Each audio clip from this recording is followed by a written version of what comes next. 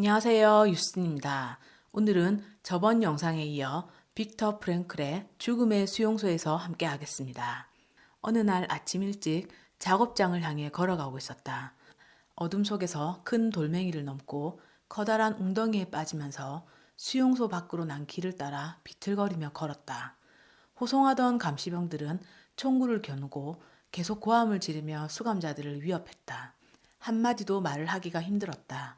얼음같이 차가운 바람 때문에 누구든 입을 열 엄두를 내지 못했기 때문이다. 그런데 높이 세운 옷깃으로 입을 감싸고 있던 옆의 남자가 갑자기 이렇게 속삭였다.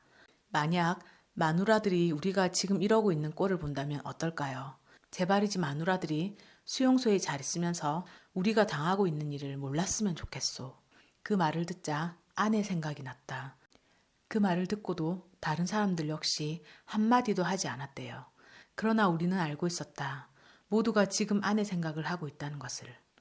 때때로 나는 하늘을 바라보았다. 별들이 하나둘씩 빛을 잃어가고 아침을 알리는 연분홍빛이 짙은 먹구름 뒤에서 서서히 퍼져나가고 있었다. 하지만 내 머릿속은 온통 아내의 모습뿐이었다. 나는 그녀 모습을 아주 정확하게 머릿속으로 그렸다. 그녀가 대답하는 소리를 들었고 그녀가 웃는 것을 보았다. 그녀의 진솔하면서도 용기를 주는 듯한 시선을 느꼈다. 실제든 아니든 그때 그녀의 모습은 이제 막 떠오르기 시작한 태양보다도 더 밝게 빛났다. 그때 한 가지 생각이 내 머리를 관통했다. 내 생애 처음으로 나는 그렇게 많은 시인들이 자기 시를 통해서 노래하고 그렇게 많은 사상가들이 최고의 지혜라고 외쳤던 하나의 진리를 깨닫게 되었다. 그 진리란 바로 사랑이야말로 인간이 추구해야 할 궁극적이고 가장 숭고한 목표라는 것이었다. 나는 인간의 시와 사상과 믿음이 설파하는 숭고한 비밀의 의미를 간파했다. 인간에 대한 구원은 사랑을 통해서 그리고 사랑 안에서 실현된다. 그때 나는 이 세상에 남길 것이 하나도 없는 사람이라도 사랑하는 사람을 생각하며 그것이 비록 아주 짧은 순간이라도 해도 그것이 비록 아주 짧은 순간이라고 해도 여전히 더 말할 나위 없이 행복을 느낄 수 있다는 것을 알게 되었다. 극단적으로 소외된 상황에서 자기 자신을 적극적으로 표현할 수 없을 때 주어진 고통을 올바르게 명예롭게 견디는 것만이 자기가 할 수 있는 일의 전부일 때 사람은 그가 간직하고 있던 사랑하는 사람의 모습을 생각하는 것으로 충족감을 느낄 수 있다. 그리고 조금 뒤에 부분 계속 읽을게요. 한 가지 생각이 머릿속을 스쳤다. 나는 아내가 아직 살았는지 죽었는지조차 몰랐다. 그러나 한 가지만은 알고 있었다. 그것은 그때서야 내가 깨달은 것이었는데 사랑은 사랑하는 사람의 육신을 초월해서 더 먼 곳까지 간다는 것이었다. 사랑은 영적인 존재, 내적인 자아 안에서 더욱 깊은 의미를 갖게 된다. 사랑하는 사람이 실제로 존재하든 존재하지 않았든 아직 살았든 죽었든 그런 것은 하나도 중요하지 않다. 나는 아내가 살았는지 죽었는지 몰랐다. 알 수 있는 방법도 없었다. 하지만 그 순간부터 그것은 더 이상 문제가 되지 않았다. 알아야 할 필요도 없었다. 이 세상 그 어느 것도 내 사랑의 굳건함, 내 생각, 사랑하는 사람의 영상을 방해할 수는 없었다. 사실 그때 아내가 죽었다는 것을 알았더라도 나는 전혀 개의치 않고 아내의 모습을 떠올리는 일에 내 자신을 바쳤을 것이다. 나와 그녀가 나누는 정신적 대화 역시 아주 생생하고 만족스러웠을 것이다. 나를 그대 가슴에 새겨주오. 사랑은 죽음만큼이나 강한 것이라오. 이렇게 내면 세계를 극대화시킴으로써 수감자들은 멀리 과거로 도피해 자기 존재의 공허함과 고독감, 영적인 빈곤으로부터 피난처를 찾을 수 있었다. 상상의 나래를 마음껏 펼치며 과거의 일들을 회상했다. 내적인 삶이 심화되어 있었기 때문에 그전에는 예술과 자연의 아름다움에 대해 전혀 느껴보지 못했던 새로운 것을 체험하는 경우도 있었다.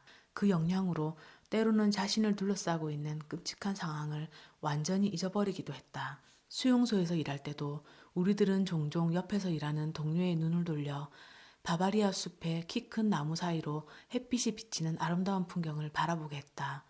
어느 날 저녁이었다. 죽도록 피곤한 몸으로 막사 바닥에 앉아서 수프 그릇을 들고 있는 우리에게 동료 한 사람이 달려왔다. 그리고 점호장으로 가서 해가 지는 멋진 풍경을 보라는 것이었다. 밖에 나가서 우리는 서쪽으로 빛나고 있는 구름과 짙은 청색에서 핏빛으로 끊임없이 색과 모양이 변하는 구름으로 살아 숨쉬는 하늘을 바라보았다. 진흙바닥에 패인 웅덩이에 비친 하늘에 빛나는 풍경이 잿빛으로 지어진 우리의 초라한 임시 막사와 날카로운 대조를 이루고 있었다. 감동으로 인해 잠시 침묵이 흐른 뒤 누군가가 이렇게 말했다. 세상이 이렇게 아름다울 수도 있다니. 이 말 너무 가슴 아프지 않나요? 유대인이란 이유로 죄인 취급을 받으며 수감된 이 사람들이나 우리나 일몰을 보면 자연이 주는 장엄함과 아름다움에 넋을 잃고 보게 됩니다. 예전에 수감되지 않았을 때 그냥 보통 사람처럼 자유를 누리며 살았을 때는 그 자연을 별 대수롭지 않게 여기고 이렇게 감동받으며 한참을 바라보지 않았을지도 모른다는 생각이 들더라고요. 그리고 시간이 지난 어느 날의 이야기입니다. 그날도 우리는 잠옷 속에서 일하고 있었다. 나는 또다시 아내와 침묵의 대화를 나누고 있었다. 당시 나는 내 고통에 대한, 내가 서서히 죽어가야 하는 상황에 대한 정당한 이유를 찾으려고 애쓰고 있었는지도 모른다. 곧 닥쳐올 절망적인 죽음에 대해 마지막으로 격렬하게 항의하고 있는 동안 나는 내 영혼이 사방을 뒤덮고 있는 음울한 빛을 뚫고 나오는 것을 느꼈다. 나는 그것이 절망적이고 의미 없는 세계를 뛰어넘는 것을 느꼈으며 삶의 궁극적인 목적이 있는가라는 나의 질문에 어디선가 그렇다라고 하는 활기찬 대답 소리를 들었다. 바로 그 순간 수평선 저 멀리에 그림처럼 서 있던 농가에 불이 들어왔다. 바바리아의 동트는 새벽에 초라한 잿빛을 뚫고 불이 켜진 것이다. 어둠 속에서도 빛은 있나니 빛은 어둠 속에서 빛났다. 나는 몇 시간 동안 얼어붙은 땅을 파면서 서 있었다. 감시병이 지나가면서 욕을 했고 나는 또다시 사랑하는 사람과 대화를 나누었다. 그러자 점점 더 그녀가 곁에 있는 것 같이 느껴졌으며 그녀는 정말로 내 곁에 있었다. 그녀를 만질 수 있을 것 같았고 손을 뻗쳐서 그녀의 손을 잡을 수 있을 것 같은 느낌이 들었다. 그 느낌이 너무나 생생했다. 그녀가 정말로 거기에 있었던 것이다. 바로 그 순간 새 한 마리가 날아와 내가 파놓은 흙더미 위에 앉았다. 그리고는 천천히 나를 바라보았다. 전 이 부분 읽었을 때 팔에 닭살이 돋았습니다. 이 새가 정말 프랭클 박사의 아내분이 죽어서 새의 영혼이 된 것인지 아닌지는 그 누구도 모르겠지만 우리 딸이 그렇게 좋아하는 그리스 로마 신화에서 많이 나오는 것처럼 새가 상징하는 자유로움이 있잖아요. 더 이상 구속당하지 않고 어디든 자유롭게 다닐 수 있는, 자신은 갇혀있어 자유롭지 못하지만 아내만은 자유로울 수 있길 바라는 박사님의 마음 때문에 새가 날아와 앉은 건지는 잘 모르겠지만 너무 마음이 아팠습니다. 이 책 추천위의 글에 이런 글이 있습니다. 프랭클 박사는 크고 작은 고통으로 고생하고 있는 환자들에게 가끔 이렇게 묻는다.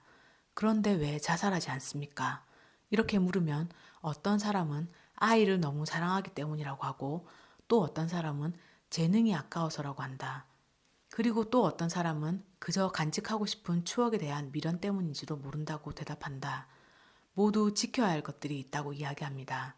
프랭클 박사는 그럼에도 불구하고 살아야 할 의미를 스스로 찾도록 도와주는 역할을 정신과 의사로서 했고 이 책에서 수용소 생활에서도 말도 안 되는 시련 속에서도 다른 수감자들에게 살아야 할 의미를 찾도록 하는데 앞장섰습니다. 그리고 니체의 말을 인용해 이렇게 말했습니다. 왜 살아야 하는지를 아는 사람은 그 어떤 상황도 견뎌낼 수 있다. 오늘은 빅터 프랭클의 죽음의 수용소에서 함께했습니다. 구독, 좋아요, 알림 설정 해주시면 제게 큰 힘이 됩니다. 들어주셔서 감사합니다.